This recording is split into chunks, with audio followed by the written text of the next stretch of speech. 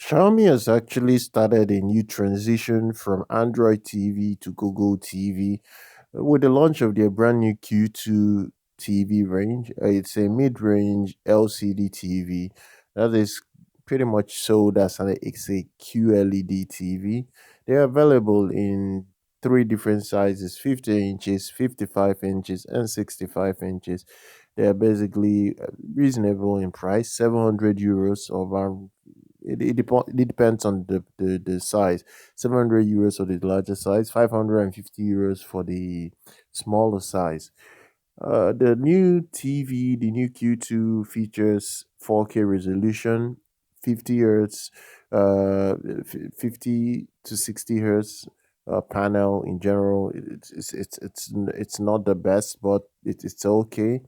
It has three HDMI 2.0 ports. They are designed to compete, uh, at least compete with mid-range QLED models that are already out there from Samsung and other companies.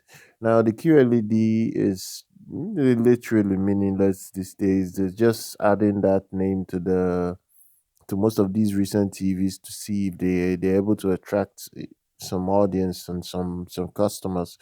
It's not really what these TVs can do generally. But uh, the thing here is that there is no backlight technology to this particular model, this Q2 model. The panel is an 8-bit panel.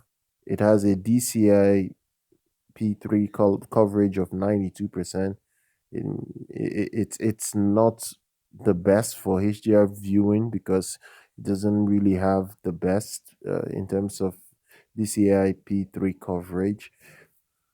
It does support HDR10 and Dolby Vision IQ. That's one thing it does support. So I think that's a good thing. If I'm being honest, it doesn't really have to support everything, but it does support Dolby Vision IQ, and it also supports Dolby Atmos, which is interesting. Um, it's it's an affordable way for you to get an at least a Google TV these days. If you don't want to spend money buying an OLED from premium brands, you can just go for these sort of brands like Xiaomi. They will deliver. They will deliver because that's exactly what they do.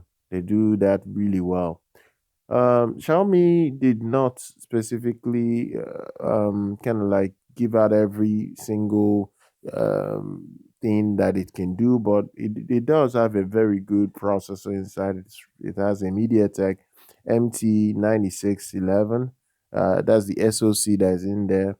There is also 2 gigs of RAM, and there is 16 gigs of inbuilt storage. The TV supports Wi-Fi 5.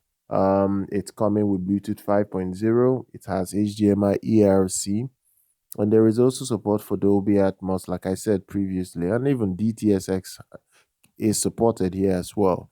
So look, this is a premium TV that I don't think anybody would have issues with. That's like I said, three different prices. Starts out at €550. The Q2 is available now from some regions. Generally, it's not worldwide, but some regions have it, and they would appreciate it for what it is because it's not a huge product in terms of price tag that will upset a lot of people's pockets. In general, I think it's a decent enough display that should be pleasing to a lot of users, a lot of purchasers, and a lot of buyers in general. But at the end of the day, I think this is a very nice TV.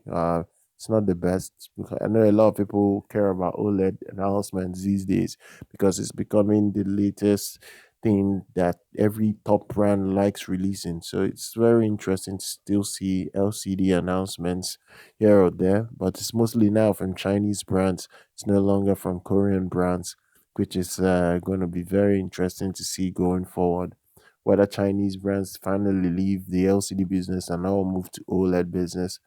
It's going to be very interesting to see how the future pans out. All the details, the specs, everything you need to see about the new Q2 TV from Xiaomi will be down in the description. Subscribe to the channel, like our content. I'll see you guys very much next time.